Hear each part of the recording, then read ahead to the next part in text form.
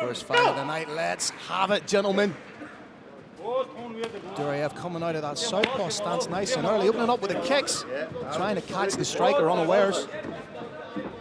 Big difference in physique here, Phil. This is not comic book. This is as against this is Brave Combat Federation. Chequina trying to wing in the leg kicks, but it's a huge inside leg kick for his trouble. Very early, Duraev seems to have got a decent grasp of the range and distance carry. Duraev, the southpaw stance is likely. That's Nice a beautiful leg low kick. kick. And he forces Chequina to initiate the grappling exchange. I don't think anyone would have predicted this before the fight.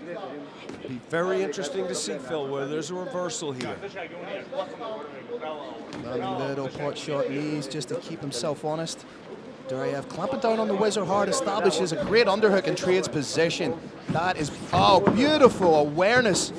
Chequina attempted the outside trip. Duraev more than wise to it, and you're going to have to get up pretty early in the day. What a tilt-a-whirl takedown. Need to be wary of the feet, the toes in the cage. That is not a good idea. Turning your back on a man like Dzhokar Duraev is not wise. This is the arena in which Duraev wanted to take the fight. Chequina doing a good job of getting up to a post on the knee, but you get the feeling that Duraev is just going to take those legs out from under. Just as I say that, he shelves the legs beautifully, Khabib style. It's possible to escape that shelving, but in order to do it, you'll likely get hit in the head. Chequina trying to soften up the body a little bit. Right in front of us here in a broadcast position. Great work being done. Just fire blanket wrestling from Duraev. Chequina's time, Phil, might be better spent trying to get back to his feet and not giving up his back. Just as you say that, he turns outward when he should have turned inwards. Reestablishes. But again, I think that ankle is just going to be picked out. Little cheese grater action there, Brave Nation. It feels rough to have your head run across that fence. What a show of power. That's incredible strength, isn't it? And he's doing a great job. He's systematically shutting Noso Pedro down. He's giving him just a little bit of space to get up a little bit, expel a little bit of energy, and then takes him down again. Big slam coming. Oh, Chequina's putting everything into this guillotine choke. He should not. Oh. The forearm is not placed properly. If he expends all of his energy right now and burns those forearms, yeah, but he's short night for him. Would have liked to see his guard a little bit higher. Duraev is he's essentially, with the greatest of respect to Chequina, he's having his way with him right now. We want to see another potential back trip takedown if he just creates a little bit of shove with his own knee. The hands are very nearly open. They're open now, but we've got to switch to a high crotch. Chequina's very keen on this guillotine. It must be said, all three of his submission wins have come by way of guillotine, so he does have a quality submission there. But it's arm in at the minute. Traditionally a little bit harder to finish. It's definitely a next level. The fingers are together, and we know what happens when that happens, Phil. Dominant wrestling by Duraev. A little bit of ride on Russian Airways there. Now he has the back. And apart from the opening 35 or 45 seconds, it's been all Duraev. Another big takedown. What does this do psychologically? What does this do to the will of Chequina? He knows as soon as he works up to a knee, works up to his feet, it's only for a couple of seconds. Choke baby in, Phil. Has the back take. One hook in, two hooks in. This could be very, very dangerous. Not underneath the chin, but shots to soften up now from Duraev. Must be said, Duraev in his professional career does not have any wins by submission yet. Thought he was potentially trying to work for that quarter Nelson. Oh, face bar. But in turning out of the face bar, he might end up letting it slip underneath the chin inadvertently.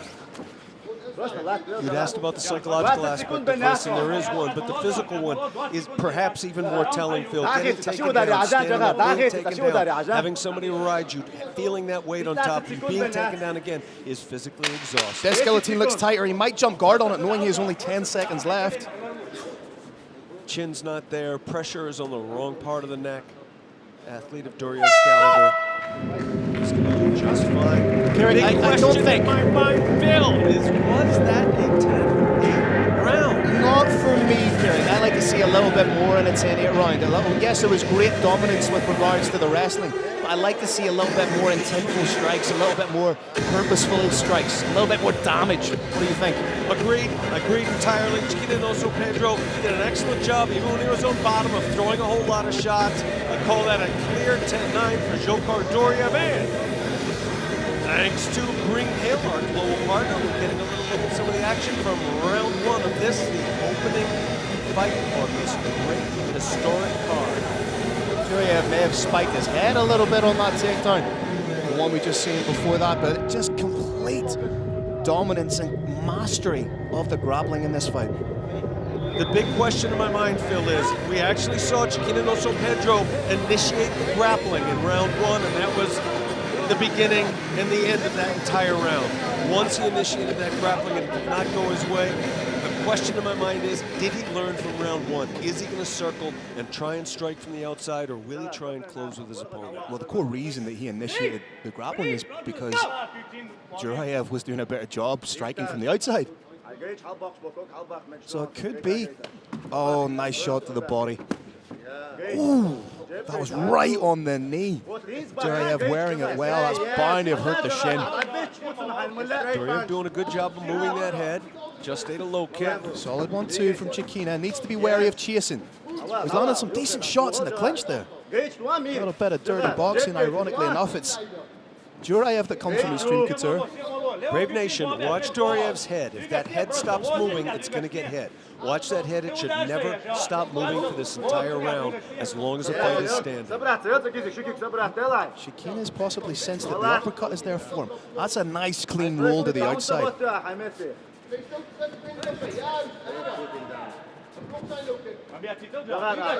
little bit better for Chequina in the start of the second round here, Carrick. Duraev finding home for that left hand. Now he's gone southpaw. This is where Chequina needs to be careful. He can't go chasing. Duraev doing a good job of keeping that head covered. Popping the jab out well. Watch that hand, Brave Nation. When that left hand goes out, it doesn't turn over. It stays vertical, which allows it to slip in between hands. Nice counter shot. Real stiff jab from Chequina. Popped the head of Duraev right back. Neither fighter really working the head movement too much. They're both static targets for the jab here. That's a tight clinch. Oh, that's a huge back to the guillotine. Front headlock. Will be interesting to see how Chequina plays this. Pedro looking for the back, wants to make his opponent carry his weight, tire him out a little, slow him down a little. Something we didn't really take into consideration is the fact that, yes, the offensive wrestling takes it out of the fighter perpetrating the takedown or executing the takedown as well. Might that be a little bit of a factor? Getting hit in the head's a little bit of a factor, but unfortunately, Chequina Noso Pedro needs to work more on his anti-wrestling than he does on his striking here.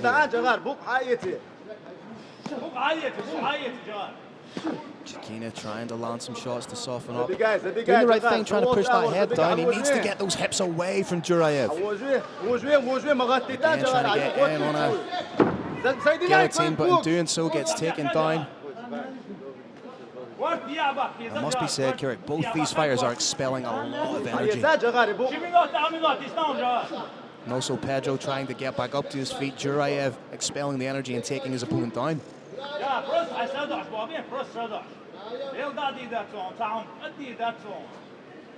Noso Pedro still has those hands clasped together around the hips. If they can drop just a little bit, he's likely to get the takedown again, looking perhaps to take the back now. That is stymied by an overhook, by a whizzer. Over-under position, that 50-50 position in MMA. So debilitating. Oh, trip attempt here and back take from Noso Pedro. Interesting. Not the fight I was anticipating. Chequina Noso Pedro showing much higher wrestling ability than I had given him credit for. Interesting. Oh, beautiful knee. Be interesting to see if he attempts the takedown here, but he's doing good work in the clinch. Minuta 10 pajačom. Minuta 10 pajačom. Minut pajačom. A minut sa bordel? Opet tak, kvart mil. Good knees again in the clinch from Noso Pedro. Much better round for Noso Pedro in round 2. Still think he needs to land a real definitive shot if he's to steal the round, Kirik. It's a lot closer than round 1. And one big move, Brave Nation, one big move in the next 40 seconds could win the round easily. One huge takedown, clean shot, serious submission attempt. Not far away with the skimming elbow. I'd like to see Noso Pedro maybe initiate a little bit of distance and get back to the striking. It's like a dog with a bone with his guillotine choke. More of a front headlock to my thinking. Oh, smart by Duraev. Oh, he might be a little bit wobbled there. The knee likely landed to the head. Our view is obscured. And round ends. The knee did land to the head, but what was intelligent from Duraev was the fact that he dropped to the ground. He wasn't dropped by the strike, he chose to drop down, thus negating the knee to the head because he was technically a downed opponent. However, the big question, did the judges see it that way, or do they think that that big knee to the head landed, and could that be the deciding factor in who took this round? How do you call the round, Philip? Do you know what? I'm very much on the fence for this round. I can make a compelling argument for either fighter. I think Noso Pedro did a much better job. He was taken down a number of times, but what did Duraev do with that takedown with regards to intent, with regards to purposeful action? In terms, Phil, of the simplest way of judging a fight, who hurt who more, I did like Chequina Noso Pedro in that fight, but Brave Nation, we are not the judges, we are just the commentators, but I see this bout, look at Noso Pedro right so now. Far. Noso Pedro is reinvigorated. Duraev was on the ground, fatigue. Could be creeping in and could be a factor here. Noso Pedro certainly thinks he won this round. Put him down. There is a high probability, Phil, that whoever wins this, the third and final round, wins the entire fight. Noso Pedro actually looks like the fresher fighter, and he is tearing up that lead leg. 3 huge shots in a row. 3 outside, 1 inside. Dzhokar Duraev's arms are down. Oh, he's turning his back a little bit. That's not a good sign at all. Hands are way too low, Phil. Oh, beautiful jab. Oh, nice shot from Duraev right in the middle. Noso Pedro did a good job of trying to get the fight to the fence, but it was reversed. Apologies, ladies and gentlemen, you're seeing the wrong names in the graphic. It is Noso Pedro in the blue corner taking on Duraev in the red corner. Ooh, nasty knee to the body just landed.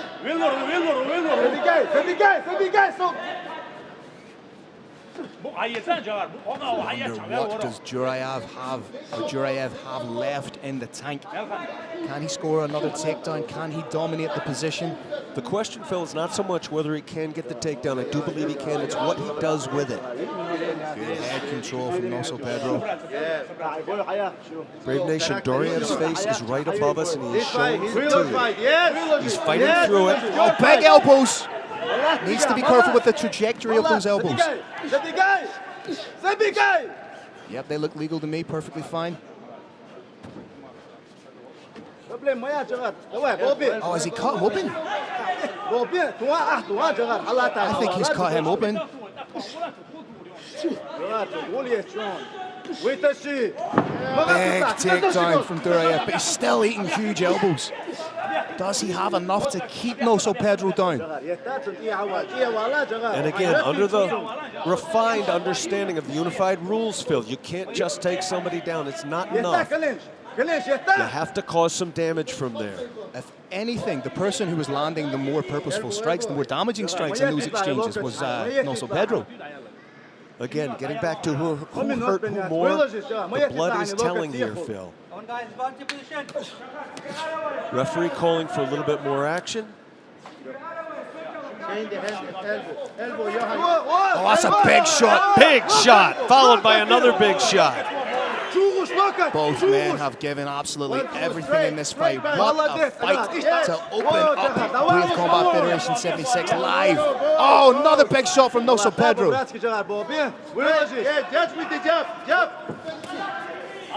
Duraev's hands are low. His feet appear to be just a little bit unsteady. Oh, he almost tripped over his own feet there. Fatigue is definitely playing a massive factor in this third and final round. Fatigue of getting elbowed in the head about 47 times, yeah.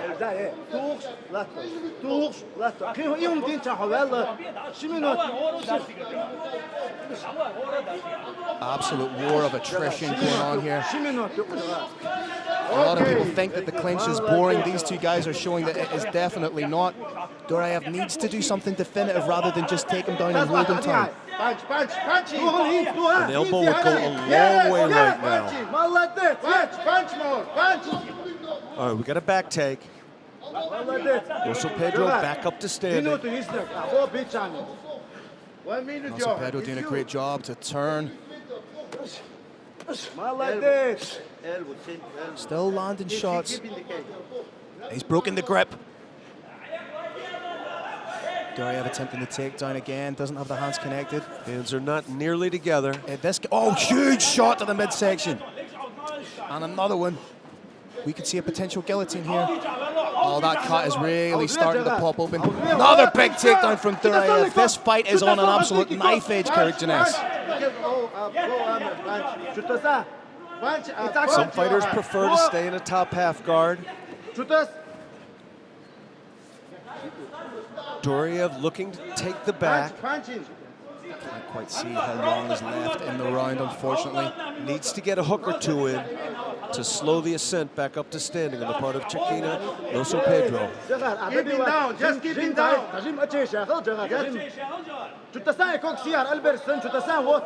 Trying to step over, maybe trying to get a hook in. For me, Duraev still needs to steal this round, Kyrgyz. Yes, his grappling has been absolutely fantastic, but again, the greater damage has been landed and implemented by Noso Pedro. 10 seconds left.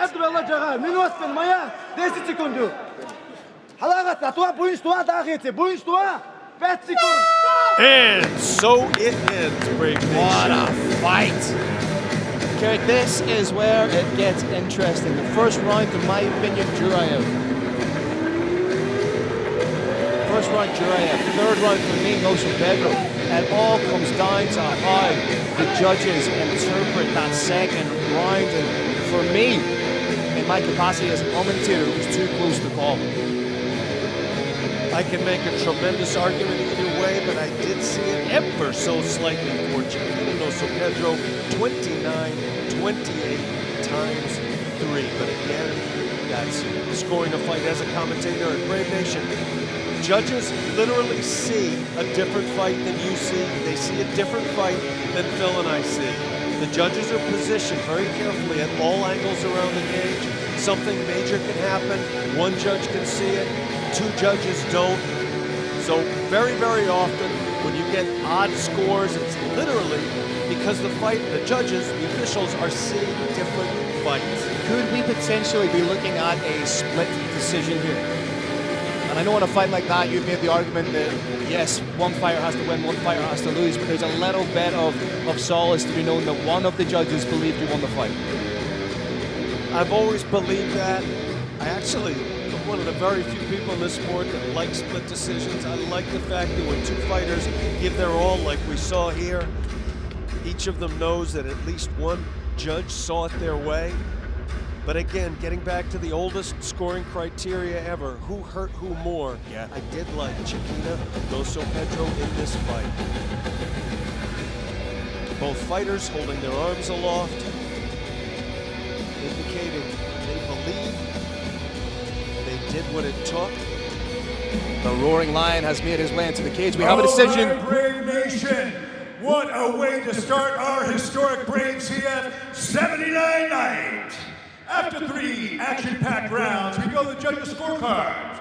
All 3 judges scored about 29-28 for a unanimous decision victory. Out of the blue corner, Chequina